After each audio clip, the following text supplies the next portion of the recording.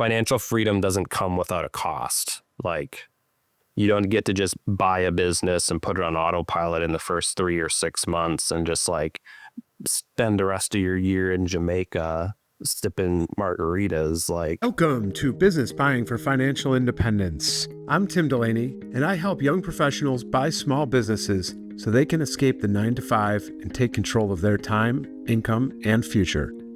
If that sounds like you, hit the subscribe button and let's get into it. Brad is a lifelong entrepreneur that started out in the manufacturing space.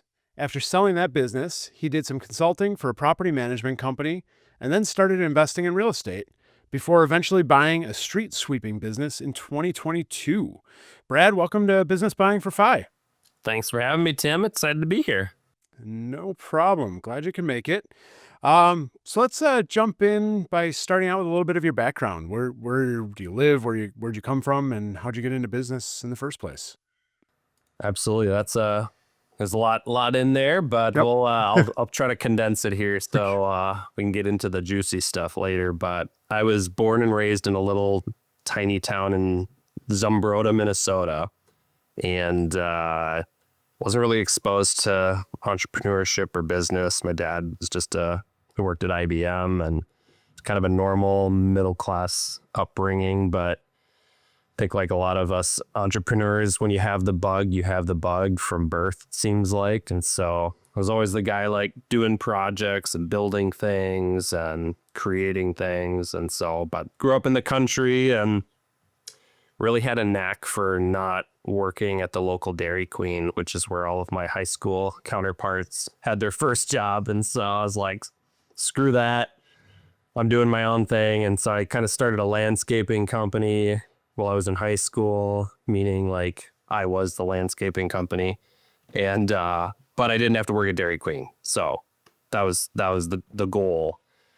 And then, you know, that carried me through high school, but I ultimately went to college for engineering. That's what my dad did and my uncle, and they all kind of pushed me that direction. I have an analytical mind by nature, which I'm grateful for, but wasn't overly excited about using it in the engineering space, but ultimately went down that path and got a 4-year degree. And somewhere in the midst of my boredom in that degree, my buddy and I had this idea of taking down a barn piece by piece by hand because we wanted to do some woodworking projects. And at the time, like old barnwood was kind of the thing, and I don't know where we saw it initially, but middle of winter over winter break in Minnesota. So anybody that knows about Minnesota in the winter is not the smartest idea, but middle of January, we embarked on this journey of pulling apart this barn piece by piece so we could take the wood and build stuff out of it. And long story short, we did that, ended up with way too much wood. And then from there, you know, it's kind of one of those timing things as it goes with a lot of like entrepreneurial situations. Like you kind of do one thing not knowing that you're going to stumble into a business opportunity. So this is kind of like the first business opportunity that like came across my lap. And how it happened is we had all this extra wood, and conveniently Chip and Joanna Gaines were popular at the moment, and they were using barn wood and reclaimed wood on walls and building doors out of it and fireplace mantles and all this stuff. You know, that was like a big craze like 10 years ago. And then for, I don't know, it lasted maybe 5 years. So we started selling it on Craigslist, and before we knew it, we ran out of wood and wanted to get some more wood that we could sell and yada, yada. Eventually that company kind of evolved into a finished products company where we were building the finished product in a manufacturing capacity versus just selling wood. And my wife and I kind of grinded through that process of never owning a business, having no business school training or formality there. It just kind of cut our teeth on everything from, you know, QuickBooks to marketing and building websites and optimizing manufacturing processes and sourcing materials and all the different facets to a business that we knew nothing about. But we spent about 8 years doing that together while I was still in tail end of college. And then once we got married immediately after we graduated, and then we both kind of did that full time right away for 7, 8 years, and learned a lot. Didn't grow it past anything substantial. It was mostly just her and I and a part-time employee, but that really set the groundwork for like all of our business experience and knowledge, and the school of hard knocks, figuratively. So ultimately that burned us out close to 2020. And we were starting to think about selling it because I couldn't handle it anymore. It was just a lot of hours, a lot of work. And I think we saw the path to growth, which is, looking back at it, is interesting. Like, we saw the path to growth, but by the time we saw it, we were too burned out to actually execute. And I think a lot of people get there when they start a business from scratch. It's like, it's so much work to get it to where it's actually ready to go. But we were burned out. COVID happened. We had our first baby, like, all in the first half of 2020. And we decided like that was the time to sell it. We were able to sell it for a little bit of money, and that kind of kicked us off into the next season of life.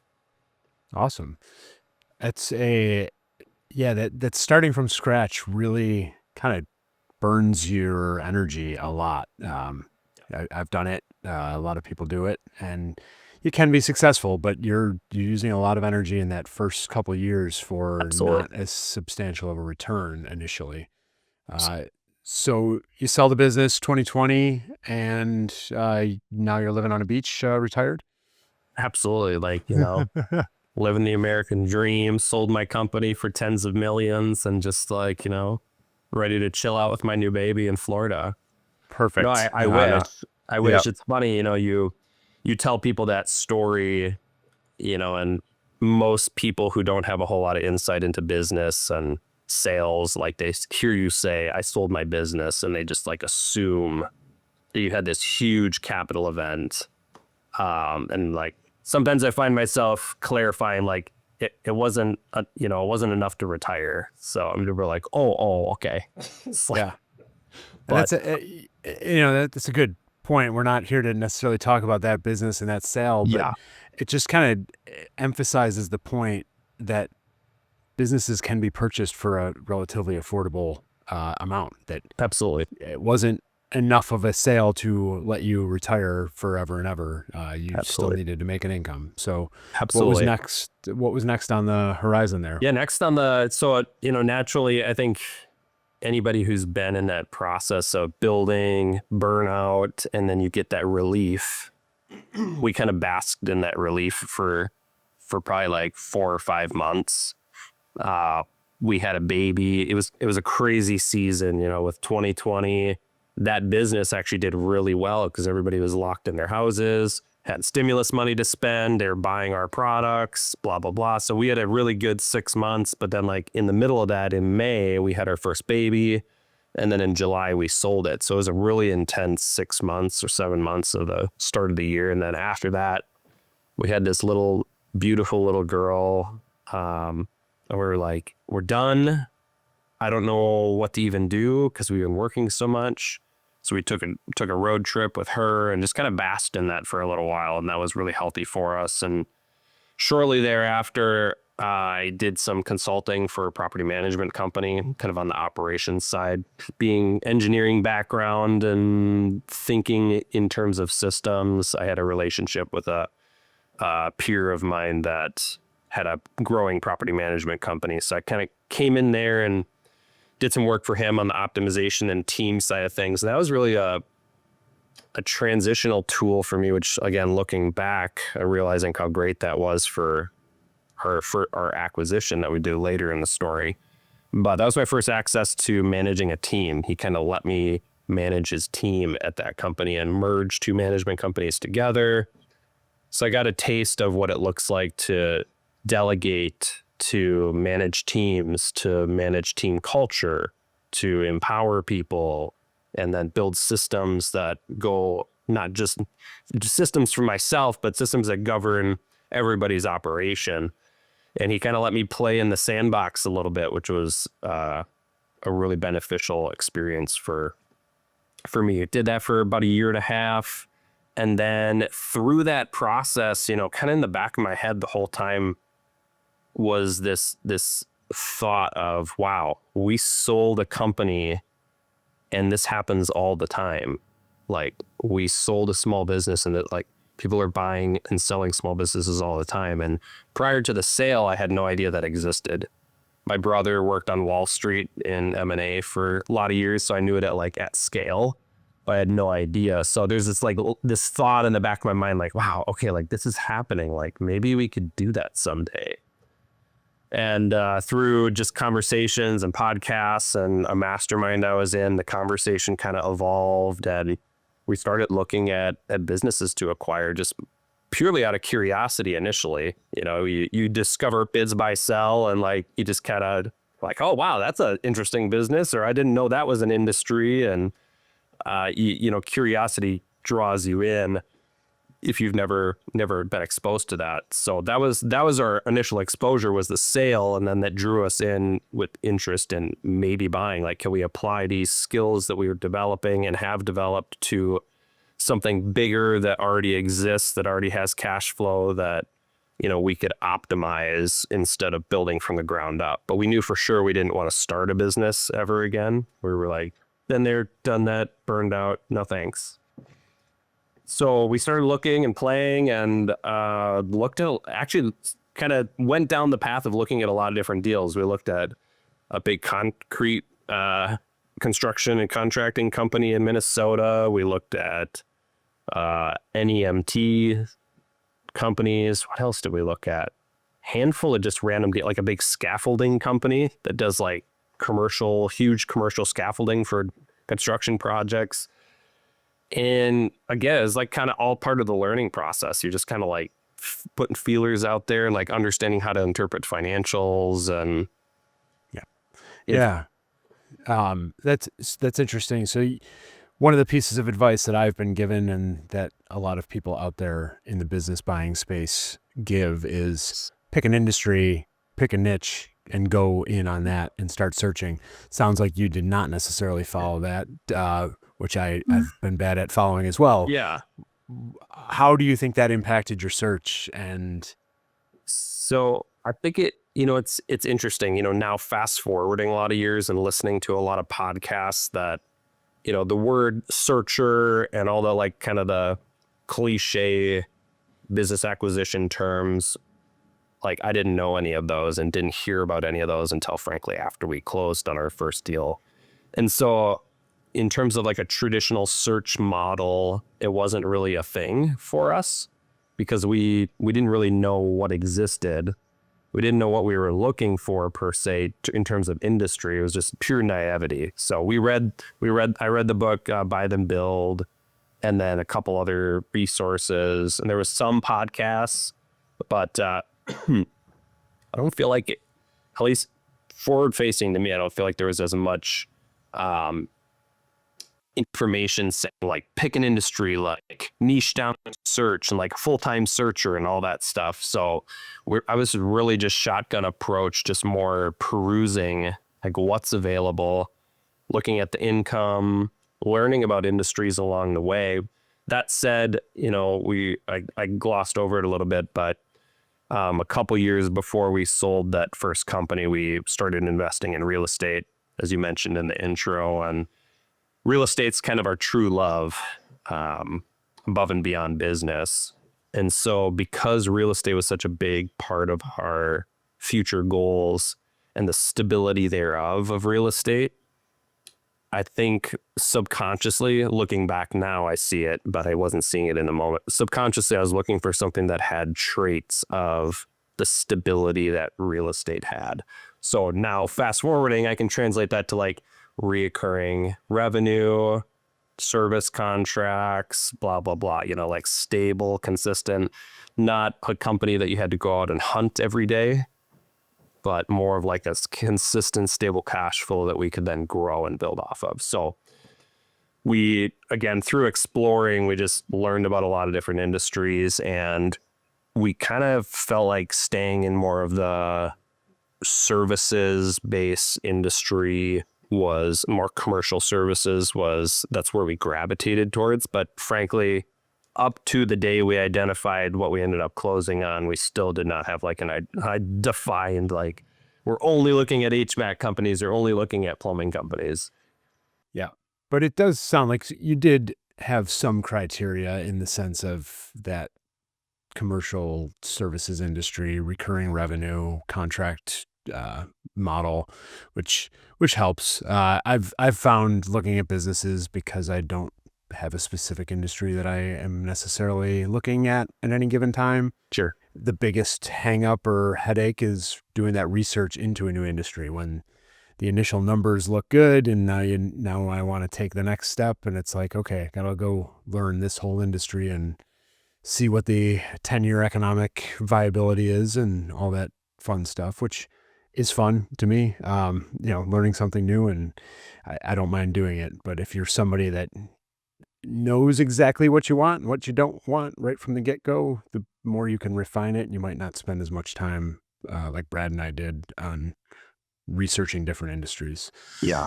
So you narrowed that down to commercial services. You looked at a handful. How did you end up with the one that you did, and what kind of business is it?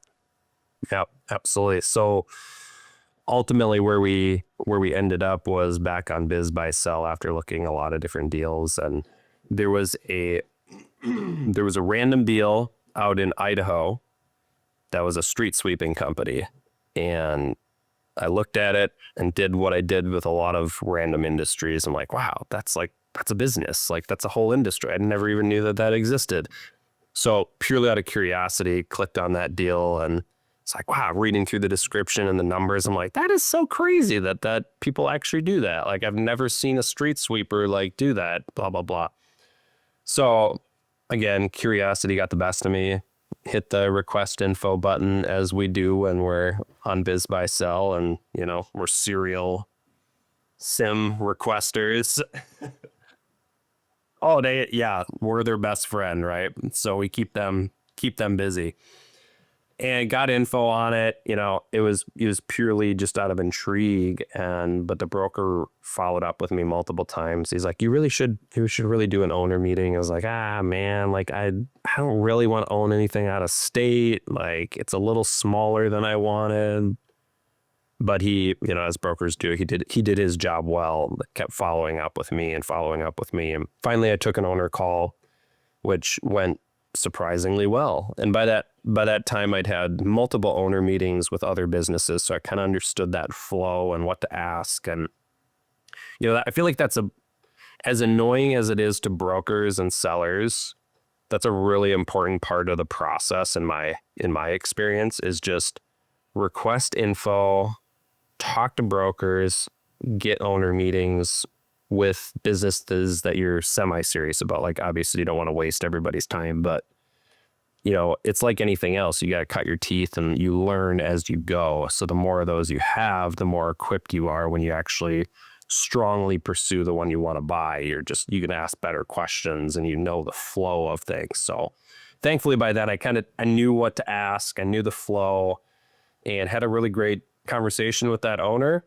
And then, the broker's like, hey, how did it go? Like, what do you think? I'm like, it's really interesting. Like, I don't know about the out of state thing, but everything else is really interesting. It's hard to say no when they have a 60-year track record of, 70% recurring revenue. And it's like, wow, that feels a lot like a rental property to me with just a lot more income. So that was definitely interesting to us. We took more owner calls, and before we kind of knew it, we were like, man, we could really make this work. And there's a lot of conversations with my wife about like, what would that look like? Like, do we even want to consider this? But ultimately we prayed about it a lot, thought about it, and aligned it with our goals and our vision, and it made sense. We had peace about it, so we kept kind of moving forward with that. We didn't have any other hot deals that really were pulling at us in Minnesota. So we're like, sometimes you just got to take the deals that are in front of you, right? Regardless of if they're in Idaho or in your backyard. So and just a reminder to everybody, you are in Minnesota. You bought a street sweeping business in Idaho, which to some of us in some parts of the country, they look like they're real close together, but I know that those states are pretty spaced out. A lot of land there. Okay. Yep. Yeah. So I want to get into the street sweeping business because it is fascinating. It's not something that anybody probably thinks about on a regular basis. But before we do, I want to go back to that biz buy sell search process a little bit because this is something that is easy for people to do just on a, very, very introductory level. If you have any interest in buying a business, pop over to that website. And there's a couple other websites like it, and you will see all these listings on there. You can search by industry, by county, by city, by Yep. whatever you want. So when you were searching, you joked about hitting request info. Yep. How did you weigh the decision of whether or not you were going to request info from a broker or from the owner? I find most of them are listed by brokers on that site, but Yep. How did you weigh that decision when you went to click that button? Yeah, it's a good question, Tim. To be frank, it was an evolving process again, because we were green to the whole thing, to the whole search process, and didn't really know what we were looking for initially. But I think ultimately the things that were important to us that we narrowed down just through going through the motions was profit margin was important to us. The total SDE was important to us. Seller discretionary earnings. Discretionary earnings, which is how most small businesses are stated in terms of total profitability. Bigger businesses, they do it on EBITDA, which is similar but different. And so those were important to us because we were thinking about this in terms of, okay, here's where our income has been for the last 5 to 7 years. If we're going to do this, it needs to go from here and step up like 3 or 4 levels because we're taking on the risk. We're putting a lot of money into it. Like if it's out of state, God forbid, like then it really needs to be worth it. We weren't looking for a lateral move. We were looking for a very large step up that we could then build off of. So I think that was a big piece for us. And then the reoccurring revenue, frankly, was really important too. Based on how my brain works, I'm very bad at sales and marketing. It's just not how my brain works. I can crush operations and efficiency, but sales and marketing isn't my thing. So finding a business that was very like sales oriented, like roofing, for example, like that's so sales driven, right?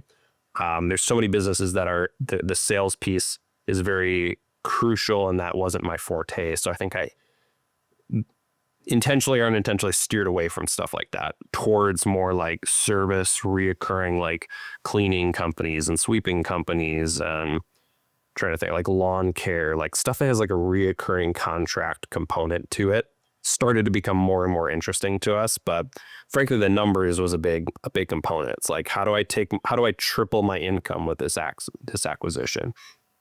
And as time went on, we got smarter about what to look for and how to analyze financials and what a red flag looks like in a company, and, understanding multiples. But, multiples is important too in today's world, given, how you're going to structure your debt.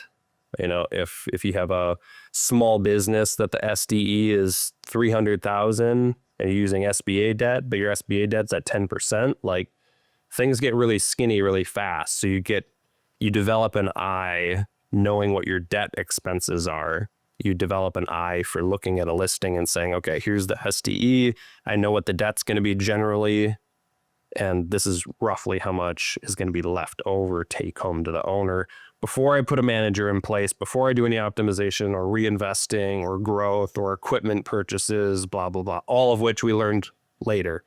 But hopefully that answers your question. I think if you're brand new, starting with buy then build is really important. And then second thing I tell people in my circle is like, you just got to go on Biz Buy Sell and just start looking. Because it's a whole second language that you're learning, right? And once you learn the language, you learn what to look for. And we did that with real estate previously. They always say like, analyze 100 deals, and then after that it like clicks. Now you can look at it and instantly like you're like, yeah, that's a good deal or that's not a good deal. It's the same thing. You look at 100 or 200 or 500 listings, like pretty quick, you start to like, no, that's bad. This is good. That's bad. This is good. So that was our process. No science to it. Just learning as we go. Great advice. And that's the thing with business listings is you might not necessarily get as much information just off of the listing as you can piece together with real estate, but you get those basics. A lot of them put that SDE in there. And like Brad said, go figure out what your debt's going to be on that. And that's a great place to start. If the debt is going to be far superior, far more than the SDE is, then probably just pass on it and go to the next one. Absolutely. And looking at whatever they're called, different brokers call it different things. That I refer to it as a CIM, a CIM, confidential information memorandum. You look at enough CIMs, and at this point now I've looked at probably hundreds of deals and hundreds of CIMs. I can look at a CIM and within 10 or 15 minutes, I can say, there's going to be a problem there. Here's the problem with the team. That expense is out of whack. This, things pop off the page to you. Again, like anything else that you get really familiar with. So I think that's really the best thing you can do, more than say, I'm married to this industry for these external reasons. Because one of the things that it talks about in Buy Then Build is he talks about this concept of like buying a business that's congruent with you and your skill set, not just like what industry is optimal. It's like if you're buying a small business, like call it sub 5 million of revenue, I think it really is super important that you understand your skill set going into it. And there is some importance, in my opinion, in pairing the type of business with your skill set and even potentially interest and geography. Like there's some magic there, because sub 5 million in revenue, there is a decent amount of dependency on the buyer, and you can transition yourself out, but initially there is some dependency there. So if there's not congruency, I think that can create some nightmare scenarios for people.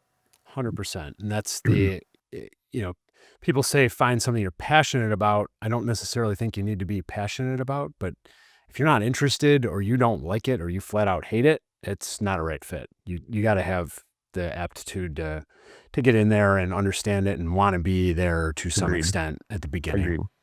Like if I was to go buy like a SaaS company, like that's totally not congruent with me. Like I don't know anything about software. I don't know anything about coding. I don't know anything about software sales. Like it's just like totally disconnected from any experience in my life. But experience I do have is everything related to real estate, like all the vendors related to real estate, all the trades. I'm trying to think I had some other examples off the top of my head, but things that you already have some clout in already are to your advantage, because you have that related. Property management was the other one I was going to go with. Like I could have bought a property management company and done really well. And I've looked at several because I already had like a year and a half of experience in somebody else's company. So I think those are great opportunities for people. If you've been working for a company in the trades or a specific industry, like you have this accumulated knowledge, but you can now take that knowledge and buy a company in that similar industry, and you're already years ahead of somebody else that would buy in that industry, because you can immediately apply that historical knowledge. It just gives you that edge versus like starting from scratch. Like there's a conversation to be had about career capital. And like the older you get and the more career capital you get, the less sense it makes to switch industries or switch careers, because you have to rebuild your career capital in that new niche or industry. At some point when I'm like 34 and I'm like already starting to feel that, I'm like, man, I maybe have the ability to shift one more time before I'm like, it just makes more sense to just run with the industry that you already have the most knowledge in. I would argue that you're still extremely young and you've got a couple more shifts. My brain doesn't feel like I can do it maybe more than one time. Like I got real estate and lot maintenance. Those are like my verticals that I feel like I can run it. But anyway, we'll see. And nothing wrong with sticking with those, and also nothing wrong with making a shift if you want. But that career capital is if you were 34 and you had only had one experience from the time you were 20, it might be a different story, but you're piecing together different elements of different businesses that could lead to a different industry that Absolutely. uses all of that together in a different way. Exactly. And I think being self-aware about what those skills that Yep. you've accumulated are may not, to your point, it may not be industry specific, but what are the core skills that you need to be effective in that acquisition? Yeah. Yep. One more thing on the search process that I think would be valuable for people to hear is, so when you're clicking that request info button, you're reaching out to brokers.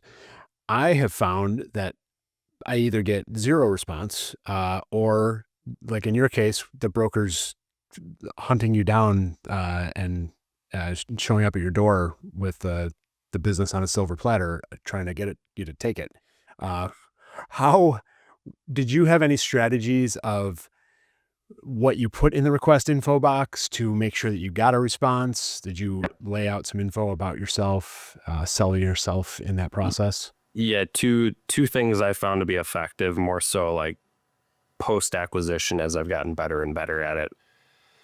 One is state your intent, and you kind of want, it's tough if you don't have any experience or capital. Like I have empathy for people that don't have either of those, but I always lead now with, I'm one acquisition in. So I always say like, hey, my partner and I are looking for our second acquisition.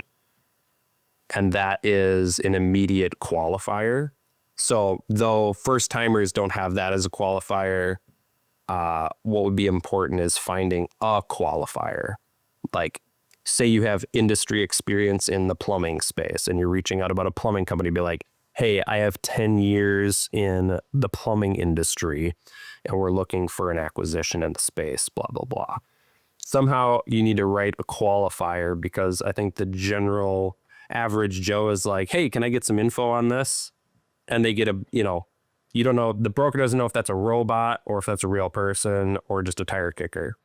So the more you can qualify yourself without like writing a book, because they also don't have time to read books, in the info box, like more info box, just like really short and simple.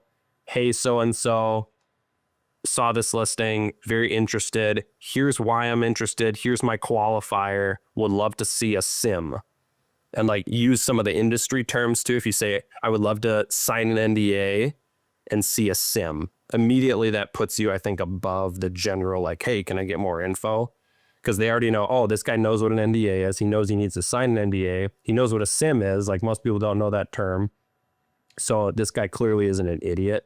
And you can use that knowledge while still being an idiot, and they don't know it. So there is an element of faking it till you make it, I think, in that, but learn that lingo. But if you just use those things right there, I think you get a better response rate.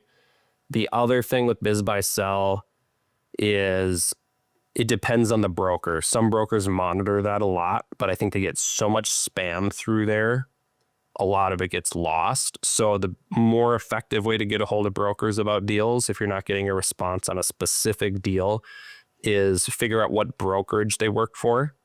Go directly to that broker site, find them and email them directly, or submit the inquiry directly through the broker site. Because I think they take those way more seriously than biz buy sell. This biz buy sell is kind of like the spam network for business listings. So I think it's more to drive attention to the listing than actual them using it as a communication tool. Yeah, I've also, to take that a step further, I will Google the broker, either the person's name or the company name, Yep. and find their actual office phone number, because Yep. sometimes on Biz Buy Sell, it's a a generated number that they know where the call's coming through from. So when you call their office, or sometimes you find their cell phone online, absolutely. it just seems to be a better way to get direct access to them. Completely agree. And it communicates seriousness and competency, which is what they're looking for. Yep. But the rest of that was awesome advice as well, that showing your intent, showing what makes you qualified for that business, that you're not just a tire kicker, because they get plenty of those. And I know it may sound a little bit like we're giving you mixed messages here with go evaluate as many as you can and run the numbers, Yeah. but also show that you're serious on them. Yeah. Be responsible. It's the same, Correct. treat people like you would want to be treated. If you have absolutely zero interest in it, don't go Yeah, running absolutely. the Like, don't numbers. go, if you're looking for $1 million purchase price business, don't go request sims on $10 million companies. Like, just don't be stupid, because that just, I think, in fairness, as social media and certain influencers have driven interest in this space, it's created a bad taste in the mouth of brokers, for sure. I've talked to dozens that have said that and used more choice words than what I'm using. So I think, just out of respect for the industry and the brokers, use your head, be wise about it. But at the same time, if it's your first time, you do kind of gotta stretch the truth a little bit to be taken seriously. But it's also your competitive edge too. If you're smart enough to know how to do that, like, that's your competitive edge. Exactly. So you take the owner call. Can we go into that process a little bit more? Sure. So you get the information from the broker, you review it, you like it, Yep. you were kind of hesitant because of the out of state thing, but you agree to the Mhm. call. What do you discuss in that initial call? Lots. The initial questions for me then and now, it's kind of the same process in my mind, is you're looking at that sim, that initial info that the broker gives you, which typically is pretty extensive. Like, if it's a good broker and a good brokerage, they'll have like 10 to 30 pages of info on what the business is, what it does, the history, the owners, what the owner does, the financials, the customer base, like all the things. And through that, I think that's what drives, for me, it drives a lot of the questions, because you're looking for holes, and holes that you have to fill.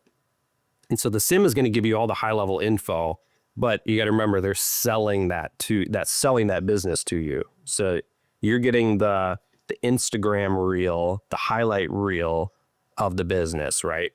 So your job as a buyer is, one, to build rapport with the seller, because that's super important.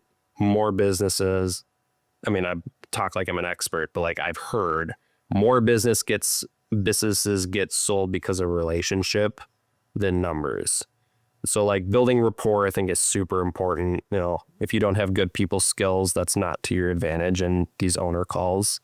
You want to be super professional, but also personable and casual, kind of all blended together. Like, you got to be able to wear the hat of a competent buyer. But in terms of like questions, I'm always looking for holes, and that's the way my brain is wired. I can look at a sim and I can see all the missing information. I can see the discrepancies in the expenses and income. Like, I'm looking for those patterns that don't line up. So that's how I drive those conversations. I think if there's a couple things that really are important in my mind that like stick out to me every time, it's, I want to know, what is the owner doing? What is the team doing? Because I see the financials. Like, the financials we'll dig into, but like, really, I need to know, what does the owner do and what does the team do? That's where 90% of the problems tend to be, is right there. The financials, you can look at that and look at, when you have the historicals all together, for me, it's helpful to look at line by line, like 3 years in a row. Like, okay, what did this expense do from 22 to 23 to 24? And you're looking for discrepancies, and then you're asking questions to clarify dramatic swings and changes. But again, more importantly, build rapport, and then ask the owner, what do you do on a daily basis? And likely they'll say, oh, well, I kind of like, kind of do some of the financials and talk to some customers and, keep the guys moving. And you're like, yeah, but what do you actually do? Like, what are you going to do today after this call? Like, hour by hour, tell me everything you're doing.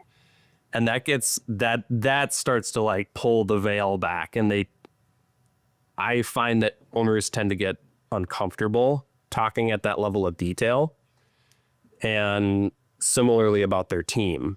He'd be like, okay, what does your general manager do? It's like, well, he's like kind of does this and kind of oversees this. But what does overseeing look like? Like, what is he doing? So you really got to drill down because that's your insight into operations. And operations are the core of business on top of culture. Like, culture is going to be really hard for you to gather until you have multiple calls with the owner. You'll start to see culture come through him, because how he acts is how the rest of the team is going to act. So he could be really nice initially and then get angry and agitated later. And you're like, okay, that's how he treats his team, So you start to, there's a lot of people skills involved, I find, in that you're kind of reading him and how he talks about his company, how he talks about his operations. Is he organized? Is he not organized? Is he well communicated? Is he hot-headed? It's a lot of people skills, I think, on that aspect. And so another thing I tell a lot of people is whatever the owner tells you in terms of the amount of hours that he works, double it. And here's why. So if you have an owner that's been working in his business that he created for 30 years, 80 to 90% of what he does is going to be intuitive. So it takes zero brain energy for him to do the tasks because he's done it for 30 years. As a buyer, the ratio flips. And 90% of what you're going to be doing with your brain is new, and 10% will be intuitive. And so there's a factor there of hours that gets added on top of just the understating that the owner does. He's not taking into account like the phone calls he gets on the weekends or after hours, or, oh, this truck blew up, I have to go in on a Sunday for 6 hours, or things were really busy in July, so I worked 80 hours this week. They don't include any of that typically. So if they say they're working 40, it's at least 80. And then you add another factor for the intuition side of things. And that I learned that one right away when we took over. Yeah. Yeah. There's definitely some underestimating, whether intentionally or just complete oversight or not paying attention on their own part. And then Absolutely. That's a great point on the intuitiveness of what they're doing comes much more natural to them because they've been doing it for so long. And you'll get there eventually, but yeah, it takes don't count time on it day one. Absolutely. Make sure you're covering those hours appropriately. Absolutely. And just want to touch on that, reiterate that fact that you said about business is done with people that like, and trust. That rapport is so important to build in those initial calls with the owner, with the seller, and which can be tough too, because like you said, you also want to be drilling down and finding the holes so you can move on if it's not the right business. Yeah. Don't necessarily need to run away because you find some holes. Could be that's your upside. Right? Yes. You're trying to find some things that you can improve on and make better and make more profitable. So it's absolutely. They might be trying to hide stuff because they are selling you the business, and sales process is showing you the best of the best. So make sure that you are careful. They're not necessarily outright trying to deceive you, but just be vigilant and looking deeply at everything. Absolutely. So you have these calls, you get over the fact that you're buying a business 1,800 miles-ish away. Yep. What's the next step there? Jeez. Well, everybody kind of convinced me to fly out there. That was kind of the next step. Seems logical. Yeah. I mean, right. See the opera. Like, I've never been to Idaho. I should probably go see what's actually going on out there. There was other interested parties, and this kind of goes back, I guess, what we were talking about with rapport. There was apparently a lot of other interested parties. Like I reached out, got info, and started the conversation. And then within like the 2 months following that, the broker said he had 14 other offers lined up. And I got to know this broker well enough to know that he wasn't just like pulling my leg. And he presented those to the seller, but the seller liked me so much because of the rapport and the relatability to be built, that he's like, oh, I trust this guy. Like, I want to go with this guy. So ultimately I ended up flying out there for like an overnight. I flew out like in the morning, met the owner and his wife, rode around in a sweeper truck, looked at the shop. We went out and did some sweeping of a parking lot, and like he had me out of the like I wasn't planning on like working, so I'm like wearing like a nice polo and shorts and whatever and nice shoes, and he's in like his, you know, mechanic button up shirt with like a hat and his blue jeans and his boots. He's like, all right, you ready to go? Like jump in the sweeper truck. I'm like, where are we going? I've never been here before. And just cruising down the street in an old, like a 20-plus-year-old street sweeper that's just like full of dust and nasty, and cruising down Main Street and get to this parking lot. He's like, all right, here's what we're going to do.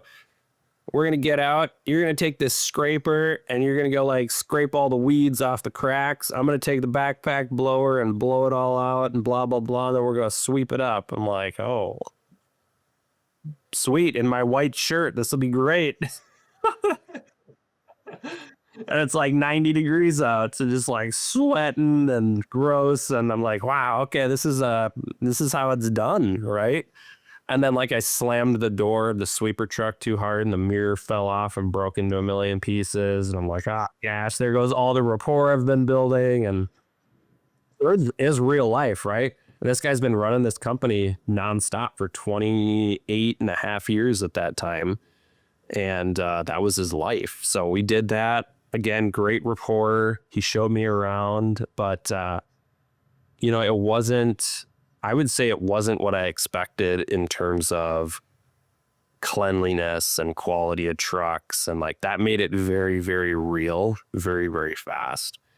And I think something I've learned from the outside, now zooming out, is when you're fresh to something and you look at it, it looks a lot worse than it actually is once you're normalized to it. And like the only thing I can relate that to is like, if any of you have ever like moved into a less than ideal like apartment, you know, like a C-class apartment, you're like, this carpet's old and gross and like countertops are out of date and you like it feel, but a month living in there, you're like, yeah, this is all normal. It's all fine. Like, so that was a shock to me initially because I'm like, wow, everything's very dirty and like old trucks and like poorly lit shop. And so I was like, oh my gosh, this is a freaking disaster. What have I gotten myself into? Like, but it normalized. The more time I spent with it, the more I thought about it, the more I talked to the owner, it started to normalize. And then I spent a lot of time there. So that helped normalize it too. But that was the natural progression that I'm trying to remember. We must have been under contract at that point for me to actually go out there, or at least we were probably under LOI, likely. We were under LOI. I went out there, came back and conveyed all that to my wife and was basically like, we should do this. I mean, I think like, I don't see any reason why we shouldn't do this. The income's there, the revenue's there, the consistency and reoccurring is there. Like the operation is super simple. I think we can replace the owner pretty easily. And then we executed the PA and went through that whole process. So a couple terms you dropped there. LOI is letter of intent for those that are not aware, which is usually the first step in buying a business. You don't go straight to a purchase agreement, PA, or a sales contract. Usually you start with an LOI, which is a non-binding agreement on the general terms, Yep. but it's kind of considered binding in Yep. good faith by both parties and the broker. So you outline the general terms before you get into super heavy due diligence and make sure that everything really is what it says to be. And then you move forward with the agreement to actually buy and start with financing and structuring the deal. So you move forward, your wife agreed, you guys were on board. When you're looking at replacing the owner, obviously you weren't going to be flying back and forth to drive the sweeper trucks every night. Yes. How did you weigh like the demographics? How did you figure out, like based on the demographics of the area, that you were going to be able to replace the owner locally? It's a good question. I don't think I did any of that. Okay, good. To be fair, the That's owner fine. had convinced me that the existing team could absorb what he did Okay. on the like actual sweeping activity. Yep. Found out later that that was overly optimistic perspective. So we did end up hiring people to replace him. His wife was part-time as well, running the books and like customer service, had to replace her as well. All of that fell on me, except all the business operations and customers and billing and AP, AR, everything fell on me except for the sweeping. And that I was able to delegate to the owner for several months. And then we ultimately ended up hiring additional people to replace his sweeping operations. Okay. So yeah, so you took the actual business operations stuff, owner tasks. Yep. But you did have to find some additional sweepers because Correct. again, and that was all yeah, that was all part of the like kind of the conversation with the owner. As we had more conversations, I started to build a picture in my mind, be like, okay, I can take on these things. This is how we delegate that part of what he does. I'll take on what the wife is doing and then I'll automate that. And so you're starting to build a picture in your head. That's why it's so important to understand what everybody does, because then you can then go back to the drawing board and reverse engineer who's going to do what software is going to replace that person or that task or blah, blah, blah. Like they didn't have any route management software. Of the 300 customers that were getting routine service, many of which several times a week, they had a paper schedule still that the wife would like head in Excel and she would have to rearrange every month. Like that's how they ran the whole thing. So like, I'm like, okay, that's going away right away. I'm plugging all that into a route management software. Boom, done. So route management software, day one, what were some of the other changes that you implemented right from the start and then over time? Yeah, so really, I guess I'll bring you up to that point story-wise. So we got through closing. We used an SBA loan. We can go back to that, but got through closing. Our plan was initially for our whole family to move out there for like 2 to 3 months to do the transition. As my wife and I talked about it more, we had like a 2.5-year-old at the time. We're like, man, her support system is all in Minnesota. I don't know what she's going to do out there. I'm going to be working like crazy. Like they're not going to see me anyway.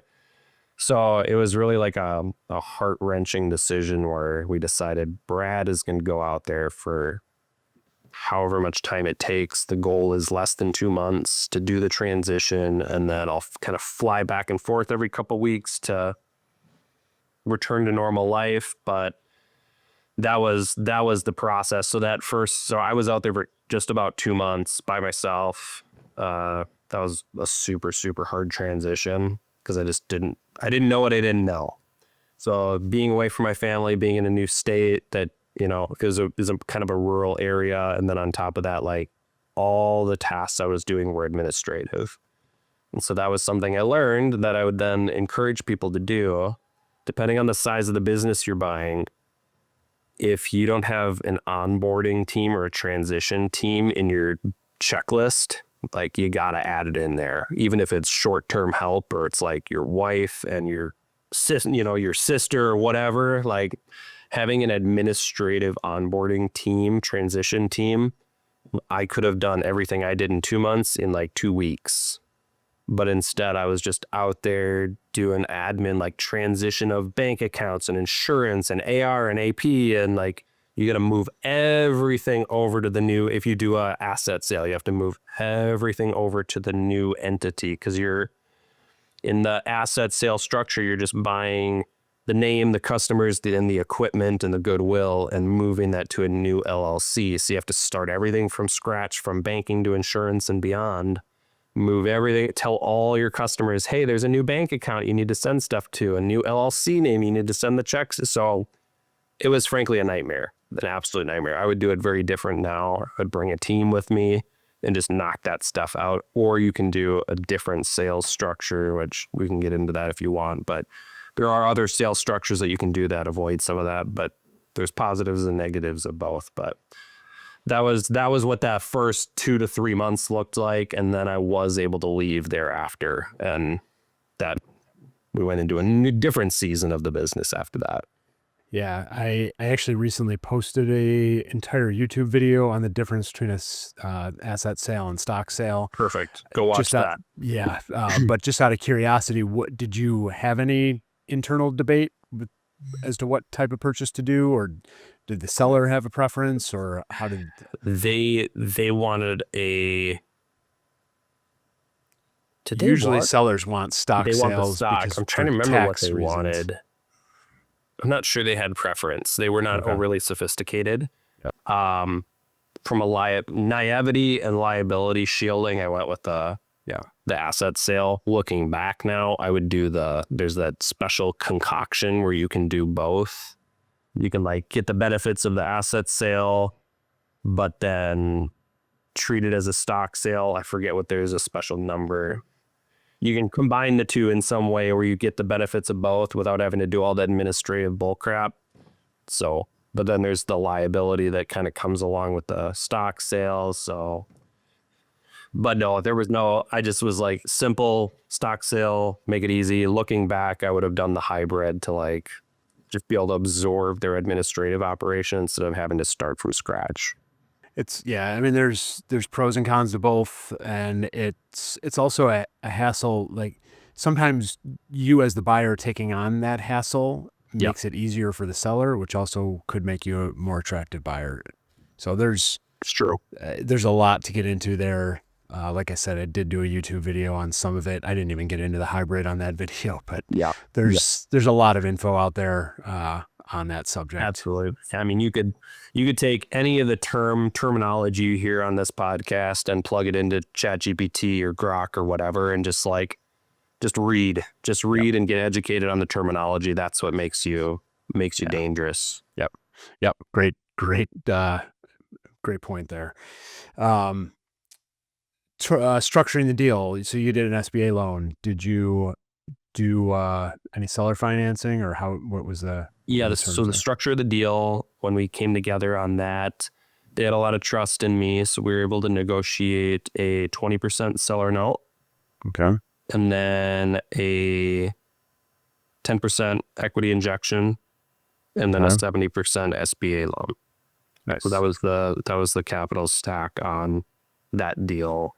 And then there was some interest-only components to the seller note, but no, there wasn't any clawbacks or any contingencies. Like if the business didn't perform, like I get certain seller notes forgiven, blah, blah, blah. It was pretty cut and clean. We trusted each other. Yeah. And they proved to be as trustworthy as I thought they were. So that's the clawbacks are something that are used in a purchase like this. If you didn't trust, or if some of those contracts were going to be expiring very soon, you might put a clawback in there. If customer XYZ doesn't renew at certain rates, I can pay you less money on your note. It's depending on the size of the sale and the hassle or the headache or confusion for the seller, it may not be worth it. That's I tell people, it's an interesting point that you bring that up. I've seen different sellers react differently. I don't want to take a ton of time on this, but it's just an interesting note on the clawbacks on seller notes. So like, there's two different perspectives, I think. Like one, if you add that in there and the seller is like, absolutely not, to me, that's a red flag. Because what that communicates to me is you don't trust your business's ability to perform after we close. So you are confident that you're going to be at risk in losing some of your seller note proceeds. Whereas if they're like, that makes perfect sense to me. Like, I know it's going to perform like that. That's okay. I'll give you that as a risk mitigation if for some reason that happened, but it's not going to happen. So like, that's kind of a red light, green light thing I found, where if sellers buck that really hard, like you're like, okay, that's maybe says something to me. Yep. Yeah. I have a few more things that I would like to get into. I also want to be respectful of your time as Absolutely. we're coming up on an hour here. But if you have the time, I have the time. love- Let's do it. We should probably Perfect. get into the operations side of things. Yeah, That's where the definitely. juice, the meat is. Yep. Yeah. Yep. So let's jump into that. How what are operations like, or what, so you spent 2 months, almost 2 months there. Yep. Hands-on. Transition was a little bit more comprehensive than you I guess planned for or thought. Or Yep. you do it differently now, but once that was done, presumably you moved back to Minnesota. And how do you run a business from a different state? Yeah. I mean, like, I'll try to compress the timeline all the way up to present, and we can maybe dive into specific things. But essentially, the first 2 to 3 months was, like I said, all administrative and rapport building with the current How many employees? So at the time, there was 3 full-time employees. Okay. All So drivers, or did you have any all off- drivers? Okay. So all they did was drivers, and then I was everything else. The owner helped with transition for 2 to 3 months with specialty sweeping as well as mechanic work. So he was kind of fixing the trucks as they would break. Didn't realize how much time he was spending doing that. So that 3 months is just like all light bulbs. Like, didn't know that was happening. Didn't know that person was doing that. Didn't know the owner was, doing all the repairs. Didn't realize it take this much time. So you learn, it's like fire hose for 3 months, as well as administrative transition and all of that. After that, I was able to leave because I got things stable enough where I was like, okay, I kind of have to leave to see what else is broken. Because while I'm here, things aren't breaking per se. But once I leave, which is ultimately the goal, something's going to break in our systems. And so I was like, I'm out of here. I went out in November 1st, and then came back officially like the first week of January-ish. And I was gone for like 2 months, and a couple things broke, but not a ton of things broke. And I was like, this is sweet. But then when the owner started to transition completely out of the picture, that's when things started to break. So as it would go, right? So that was about month 6. Things started to break. Trucks started to, all the Band-Aids on the trucks started to pop and explode.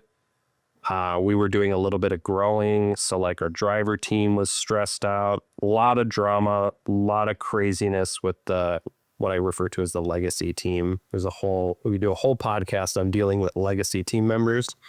But what I will say is, in my experience, I should have fired all of them within the first 6 months and hired all new people, given the culture. Fast forward 2.5 years, they are all gone and we have all new team members. So that says, the writing was on the wall. But we ended up having to just hire people to replace things that were breaking. So the mechanic side of things, we brought on a full-time mechanic in-house he essentially replaced the owner. So he would do the specialty sweeping and the mechanic work.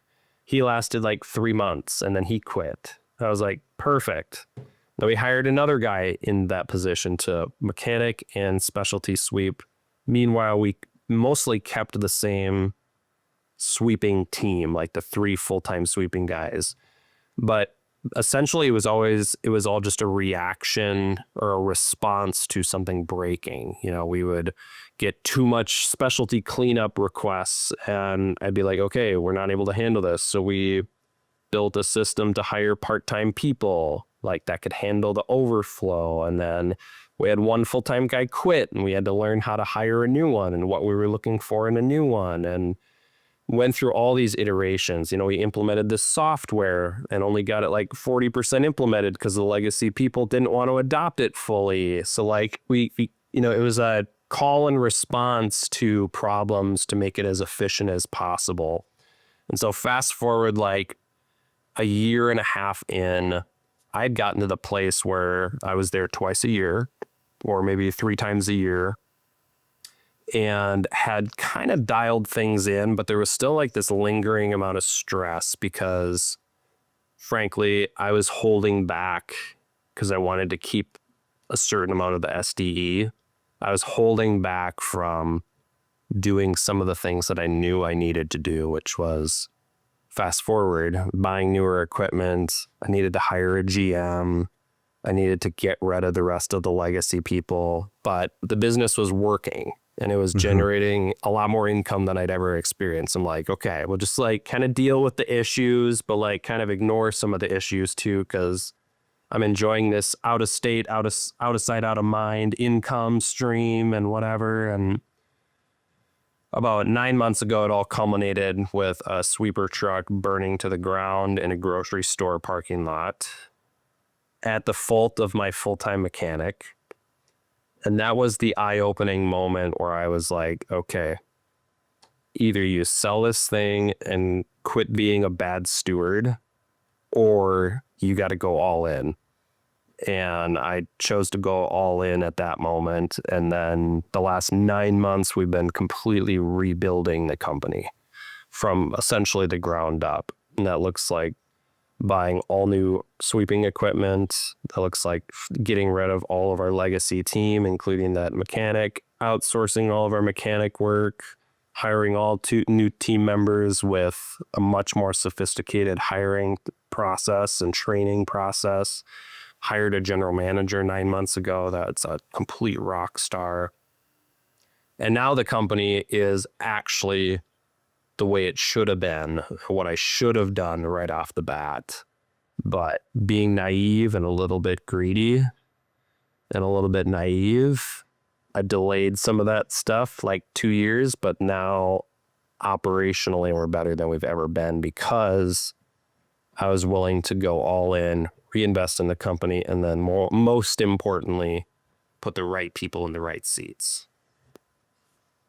A lot to unpack You there. can go wherever you want with yeah. that. Yep. This is so That's the last 2.5 years. I guess the first thing that pops to my mind is something we kind of started out with you talking about never wanting to build from scratch again. Yep. And here you are kind of tearing apart this business that you bought and rebuilding it from almost scratch. Essentially. I guess the difference here is that you had a solid book of business this time, right? That you still had the contracts. You weren't losing customers over this, all these shenanigans and stuff. So that's good. Correct. So for a listener that, like I heard him say, is, well, he's just starting from scratch anyway. Why didn't he just start from scratch? That's better than buying the business. Sure. He still has all the business. He still has the name recognition in the town and the community with the owners huge. of the parking lots that he's servicing. So it is very important. Even though you're making drastic changes now, it's still, you're starting from, not from scratch, but from a pretty high point. With, knowing what you know now, I don't think anybody could have known that the legacy staff were not going to work out going into it. You probably expected them all to work. Yep.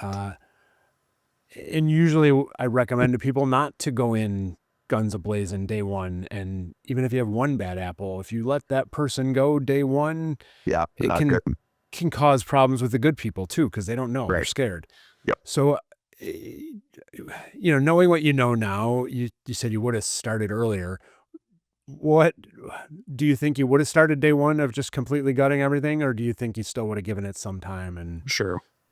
So if I was to like now move forward and buy another one and it was similar, knowing what I know now, there's certainly some wisdom in waiting, call it 3 to 6 months before you really do anything. And frankly, the first 3 months, we didn't do a lot of changes that anybody other than me would see. Like, it was all back end stuff that was more efficient. But front end, that customer and employee facing, not much changed. 3 to 6 months, that window, that's when we rolled out software and some checklists and started to push on the drivers a little harder. Like, hey, maybe we should like clean the shop a little more, and like maybe we should clean the trucks a little better, and like simple stuff. That said, I think there's a lot of wisdom in zoom out and sit back and watch what's happening. Because again, I think the magic in business acquisition is, again, spotting the holes, spotting the inefficiencies, spotting the relational issues within the team, the culture issues.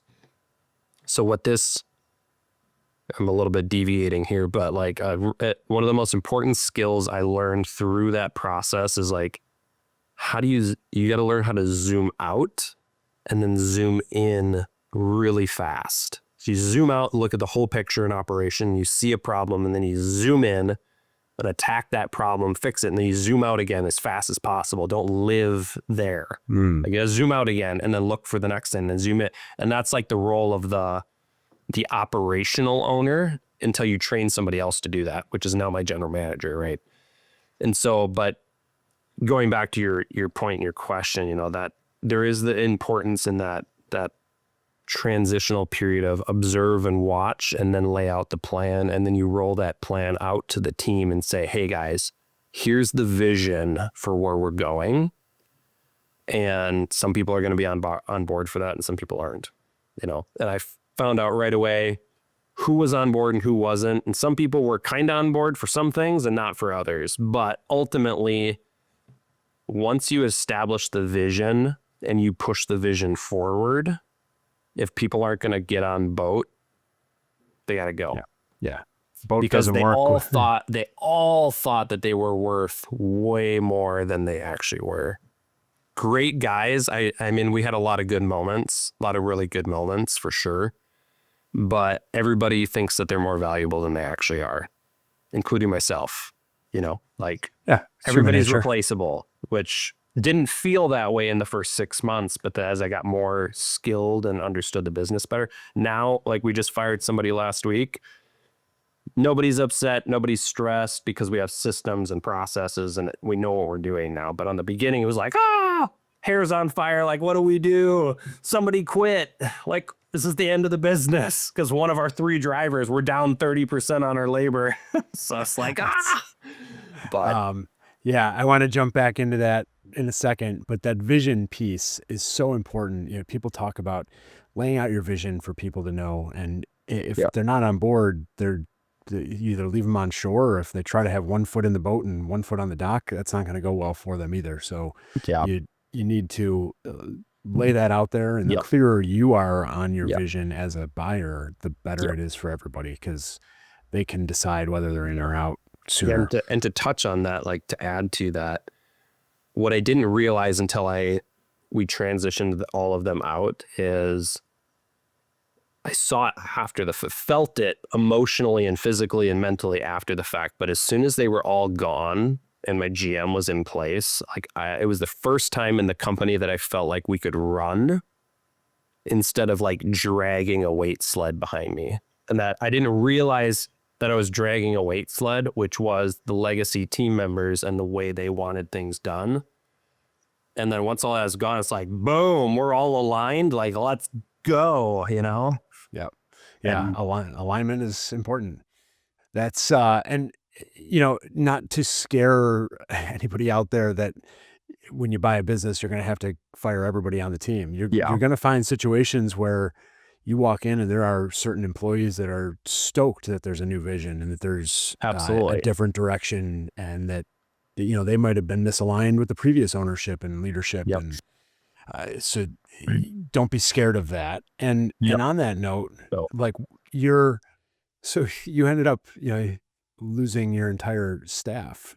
I guess when you went into the business, worst case scenario, what did you think might happen when you were buying the business? Those were terrifying thoughts because they all. I mean, a truck burned down. You couldn't have possibly expected that. The worst case scenarios all ended with me in a sweeper truck in Idaho in the middle of the night without my family, and that was. That was terrifying. And how many times does that happen? 0. That's what I thought. I told my, I'm in GoAbundance, and like I said, I told like my pod and my accountability people, and my wife, I was like, do not let me do that. Cause that's been my natural inkling from the beginning of my life, is like, no one can do it as good as me. Like, I'll just jump in and do it. And I was like, I know I need to exercise that muscle of when there's problems, Brad isn't the one doing the doing. Brad is solving the problem and finding other people to do the doing. And that was the biggest muscle that I developed through this whole process. But yeah, the worst case scenario that's where my head went, is I'm going to be in a sweeper in the middle, because everything we do is in the middle of the night, basically, like in the middle of the night in a dirty, nasty sweeper truck with my 2.5-year-old beautiful little girl at home, like not experiencing life with her. So anytime we lost somebody in the first year and a half, it was terrifying, because those were the emotions that came with it, because it was such a small team, right? If you had 30 sweeper techs, like, it's like, oh, you lose somebody, whatever, it doesn't matter. Yeah. But, yeah. But that's, I think I wanted to highlight that, because I had a feeling that your worst case scenario did not come true. And no, as scary as buying a business, maybe it's the worst case scenarios don't often come true, and it's true. Yeah. you build up a lot in your head of what could go wrong. That, yeah, there's going to be problems. I mean, you had a truck burned down in a parking lot. It's not fun for anybody involved. Yeah, that was crazy. I'm sure that even the customer probably wasn't thrilled that there was a truck fire in their parking lot. Yep. But you survive it, you get past it, and you're still going forward. Yep. One of the other things you touched on was your short-term, I guess the way I'm going to phrase it is, you were looking at the beginning almost for some short-term gains, trying to make that SDE. Absolutely. And not looking at the bigger picture, which is human nature for a lot of us. We look at these investments, whether it's real estate or business, on paper, you're expecting a certain return. You want the money back because that's what makes it a good return. And you didn't want to sacrifice that, even though you probably started seeing some of the writing on the wall of, hey, you know what? These trucks are really old. And maybe if I do splash down some cash now, I save on the repairs over time. And I'm guessing that's, so that clicked for you at some point and has made your life easier since then. Absolutely. Yeah. And it's funny, like the games we play in our own heads, like none of it was a surprise to me that it needed to happen. Like it was all stuff that I knew in my head and I was avoiding, really for two reasons. One of it was frankly just the SDE side. Like I wanted that income and I wanted to roll it into more real estate, and like that's okay. That said, I also was avoiding it because it was hard. Like it was hard and it was scary because I didn't know. I felt so vulnerable being out of state and having such a small team. And that team, in ways, in like a, not directly manipulative, but kind of in some ways they communicated to me that they kind of had me over a barrel. And like, they're like, we're really valuable and there's only 3 of us. And if one of us quits, like that makes life really miserable for you and we can't get jobs. So like there was that weird fear that I just kind of let sit there, and that kept me from taking the actions that I really needed to take, instead of just ripping the Band-Aid off, doing what I needed to do. But it's everybody's got their own story. And I think what's important is to like, you listen to my story and what you're hearing is less about how to do business acquisition and more about my journey growing as a leader. That's really what you're hearing. Like the problems I'm describing are my problems, not business acquisition problems per se. I mean, some of them are business acquisition, but more of them are me. Like a guy who was super well funded, that was a developed leader, would have gone in and done things very differently. Like I would go in now and do things very differently, but it's a journey for everybody. And really the important thing is like, are you resilient? Can you solve problems, and are you committed to the process? You kind of got to fall in love with the process, not the short-term gain that comes from it. And I fell in love with my income tripling. I'm like, this is sick. I don't have to be here. It's like you get high on that. So then I avoided dealing with problems that need to be dealt with, and we all do that, whether it's in our personal life or in our business or whatever, because we're comfortable. We're like, let's not rock the boat. But that truck burning down was the tipping point where I had to make a decision. Either it was all going to start to go downhill really fast, or I'm going to flip it and engage, push through those personal growth areas that I needed to, And we ended up investing hundreds and hundreds of thousands of dollars into people and trucks. And we had the money to do it, but I didn't want to let it leave my hand because I liked having it in my hand. And We do. We all right. do. So like Yeah. that's normal and Yeah. that's natural. But now that I've done that, if I wasn't focused on growth, this company would take 3 hours of my day or of my week per week. Like that's the difference, is now it's like seamless and we have no problems. And we haven't Right. had problems in 9 months because we fixed Awesome. all of them with the people and the equipment and the processes. And so, but everybody's got to go through that journey on their own, and whatever that timeline looks like is your timeline to grow in those areas. But that's been my timeline. Certainly areas to grow still, but I'm hopeful those were some of the big hurdles. On that personal growth piece, that was something Yep. else that I wanted to make sure we talked about today. You mentioned GoBundance, masterminds. You've previously mentioned your lifestyle and what your goals are for your family and business. You want to touch on, you can pick whichever route you want to go there and talk a little bit about the importance of either or both. Yeah, I mean, all of the above are important. I think. So I've been in an accountability, self-made, like mastermind, pure, like in GoBundance, they call it a pod, which is like your 4 guys that you do weekly calls with that hold you accountable and push you to grow. Me and a buddy built one of those like 6 years ago, and then added 2 people and whatever. And like that structure in my life, without a doubt, has brought me to where I am now. Because when you are your only advocate and you're your only coach, if you will, like you're so blind to yourself, and it leaves so much room for procrastination and not taking action. But when you surround yourself with people who are also growth oriented, and you give them you say, guys, this is my vision and my goals for my life and my family and our finances and every aspect. And then you give them permission to hold you accountable to the goal that you set. There's something magical that happens there where you are pushed through personal drive and like camaraderie, but also accountability to like take action to keep growing. And it's not out of vanity, but it's just purely because people like us are dedicated to growth. Like that's just what gets us going, is growth, right?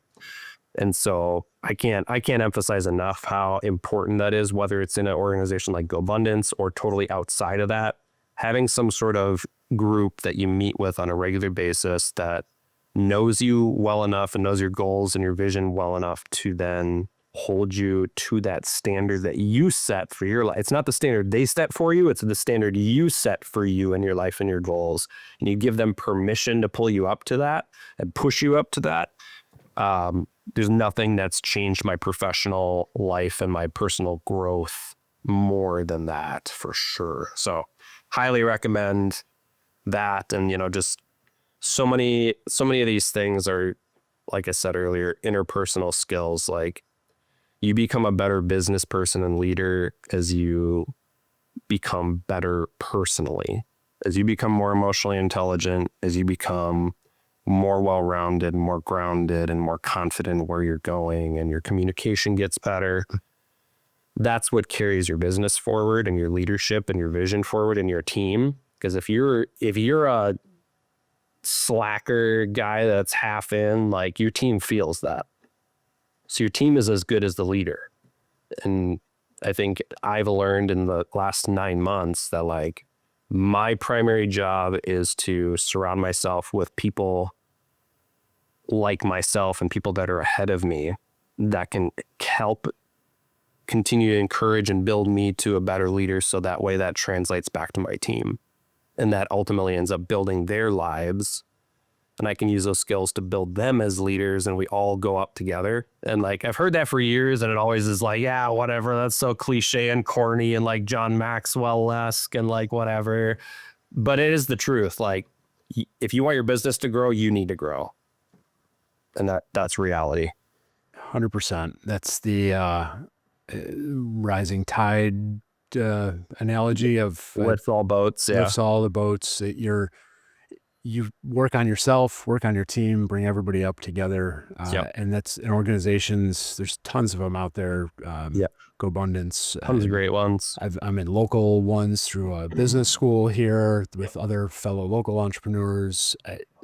Every time I get into a room like that with other high performing or highly motivated people, and if they're in rooms like that, they are also usually highly motivated and highly intelligent and like willing to work on themselves and help others. And you get so much out of those experiences. So and you don't know what those, what conversation, again, this is like cliche and people say this, people say this, like, you don't know what conversation you're going to have that could change your life. And like, I've had that happen a dozen times in the last few years just by proximity. And you do never know when it's going to happen. But there's moments that are branded in my brain that have been complete game changers to how I think, how I treat my family, how I run my business, how I interact with my team. Like books that people have said, like, dude, you need to read this book today. And I'm like, okay, whatever. And then I read it and it just like, boom, changes everything that I'm doing. And like, so getting around those people is unbelievably important, regardless of what the setting looks like. Also, I invested in a mindset coach here about a year ago, and similar to what we're talking about, similar thing, but just like an even deeper dissecting of the way you think. That's changed my life dramatically too. So like, I was kind of a hater on coaches for a while too, and now I'm on board. So a lot of value in that. I couldn't imagine doing this hard of things without those kind of people in my life. Awesome. Yeah. Thanks for sharing that. I think that'll resonate with some people out there, because it is, for some people, it's hard to get over themselves as I could do this myself. But that's not the right mindset. Get out there and connect with more people. Absolutely. And then on the family side, the name of this podcast is Business Buying for Financial Independence. And you've mentioned to me your goals. You want to spend more time. Obviously, you're not trying to get away from your family, because otherwise you could be sitting in a street sweeper in Idaho instead of with your 2.5-year-old. That'll be perfect. Probably maybe a little quieter, even though the machine's loud. Yep. But what drives you on that front, and how do you see this business acquisition as moving you towards financial independence or financial freedom in that realm? That's a good question. So I forget how many years ago it was, but somewhere around the time of getting ready to buy this company, my wife and I had a lot of discussions about this, but we kind of decided, like, every business decision we make from this point forward has to add to our, like, all the freedoms: financial freedom, geographic freedom, time freedom. I've recently added mental freedom to that. My coach added that one, and I'm like, oh, that's actually more valuable than a lot of things, than a lot of the other ones. Like, you're mentally free from the stress and the weight of things. Like, but anyway, we made the decision, like, every decision we make goes through the filter of, does it add to those three, or does it take away in the long run? If there's like a 3-month transition, then like, whatever, that is what it is. But ultimately those decisions need to add to that. And the reason for that being, we love spending time together as a family. We really value being able to expose our kids to as much of life experience as possible. And so we're very unconventional in that matter, where we're like, we want to homeschool our kids, not because we want to like put them in skirts and like raise them on the prairie, but because we want to have the freedom to take them wherever and expose them to whatever. And if we want to go to Florida for a month, we can do that. and we can have those experiences with them. And so my coach actually, I think his coaching thing is called Lifestyle by Design. And that's become, before he was my coach, that was like our mentality in that conversation. Like, how do we design and engineer the life and vision that we want for our family so we can spend more time together and have more experiences together? And so this acquisition, part of the reason we bought this again is because it had that like kind of passive income nature to it through the recurring revenue and very simple business model. And so it's like, wow, if I can get this to run remotely and it's one of our primary income streams, like I can do this anywhere. Like we can go to Florida in the winter, which is a big thing for us, which we do now. And that's enabled us to do that. You know, our goal and vision for years was to like escape Minnesota winters and like, how do we spend as much time in Florida in the winter as possible? And like, this has enabled us to do that, but it came through analyzing this business correctly, building the systems correctly, but it's all through that filter. So I think what's for us, building that filter was like the first step. Like what is and you call it your vision, but like your vision becomes your filter. Write out that 5-year vision in so much detail that you can close your eyes and see it. And then that becomes the filter by which you make the decisions. And so we did that and bought this company accordingly and have been modifying the operation to fit that vision of remote nature, GM in place, like, and there's a lot that we could do a whole nother podcast on, like the fallacy of like buy a company and just put a GM and like it just prints cash. Like that's a whole thing in itself. But yeah, no, hopefully that answers your question. It's the business has been a huge part of it. Real estate's also been a huge part of building that and continuing to build that for our family. Nice. Yeah, that answers the question.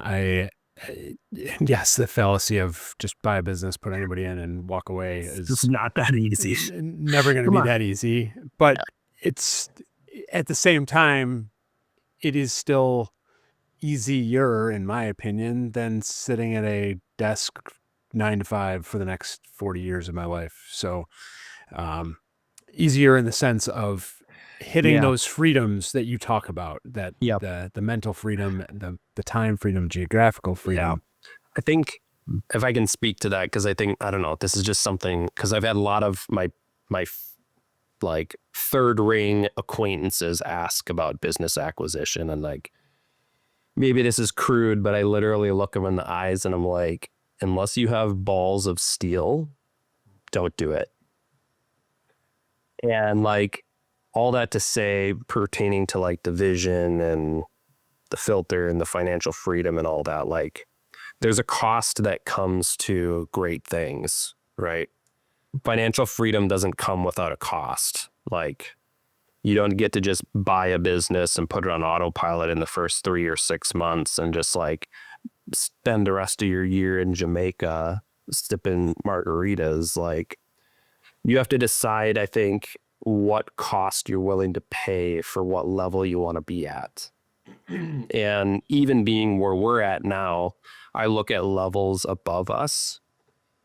And yes, it's exciting entrepreneurially to be like, yeah, let's go for like that next level. Let's have like a $50 million company. Let's do a roll up of sweeping companies. Like you fantasize about that, but it's really important to measure the cost you have to pay to get there, because it's not always worth it, and it's not always necessary to live the life that you actually want to live. Yeah, I think that's really, really important to not get caught up in the fantasy and measure it against the life you want to actually live. True. If anybody tells you that you can buy a business and you're going to be able to be completely hands off in the first year, 3 years, 5 years, you question them heavily. They're psychotic. It's not a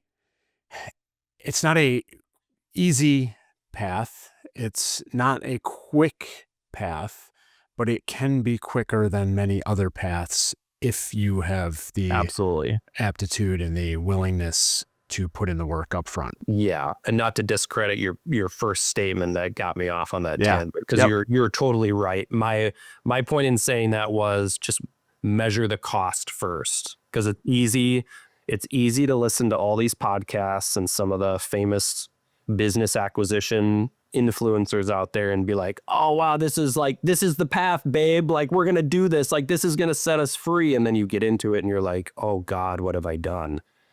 Like, I'm not built for this. So I think it's just really important to not over glamorize and be sold the vision, like build your own vision and then decide what you're willing to pay to get that. And when you talk about measuring the cost too, if you are somebody that does not like what you are doing and it's dreadful to you every day, but the idea of buying a street sweeping business and getting to ride around in a street sweeping truck every night turns you on and makes you motivated. And that's what you're buying, that business, whatever it is, planning to work in it and love it. Great. Like go for it. Yeah. And that's where that cost of, okay, well, you might actually be making less money, by doing that. But your mental capacity, your mental freedom increases exponentially because you're doing what you like what you're doing more, and hopefully building equity in the long term, and have something else to go on. Yeah. But as much as I talk about, it's a great path. It is not for everybody, and no, it's not for everyone. Be aware of it. Make sure you're doing your due diligence. Make sure Absolutely. you're listening to podcasts like this and many others out there, and reading all the books. So, absolutely, I agree with all that. Well, I think we should probably wrap it up. I feel like I will need to have you back at some point to dig into a couple of these other areas deeper. I like it. I really, really appreciate all your time today and your willingness to give back to others. Absolutely. I believe you said you didn't really have any links or anything anywhere you wanted to send people. Not really a social media guy, but if you want to make some contact info available for people, if anybody wants to reach out, I'm always happy to have the conversation. Awesome. So if you have anything specific you want to ask, let me know, and we'll get that over to Brad for you, and something related to his acquisition or things like that. With that, I will wrap it up by asking everybody to just hit that follow or subscribe button on your podcast app. Just helps us get found by more people and makes you aware when we drop a new episode. Brad, I really appreciate you being here. Thank you so much for sharing all your experience and knowledge. And everybody else, thanks for listening. Absolutely. Thanks for the opportunity, Tim. See ya. Take care. Bye-bye. Thanks for listening to Business Buying for Financial Independence. If you're serious about owning your time and building long-term wealth, make sure to subscribe so you don't miss the next episode.